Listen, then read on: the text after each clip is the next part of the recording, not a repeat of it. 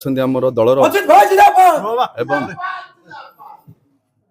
एवं मोर सहकर्मी जो मैंने सब बेले मो सांगे कांधरे कांध मिसई मो सहित प्रत्येक क्षेत्र में मत सहयोग कर समस्त धन्यवाद जनइबी एवं तत्सहित राज्य सभापति श्रीजुक्त मनमोहन सामल राज्यर मुख्यमंत्री श्रीजुक्त मोहन चरण माझी सर आउ राज्य युव मोर्चा सभापति अभिलाष पंडा महोदय एवं जिलार समस्त मंत्री एवं विधायक एवं आमर सांसद अनिता आपा एवं आम जिलार सभापति विजय भाई को मु बहुत बहुत धन्यवाद दूची से मते दायित्व पाई मते बाछि थिबारु मु निजको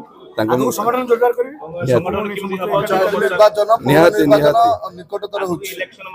आगामी दिन में संगठन पाई आमे समस्ते एक होई प्रत्येक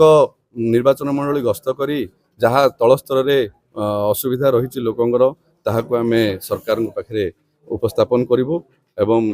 पंचायत एवं आगामी पौर निर्वाचन रे दल को विजय दे विभिन्न जगह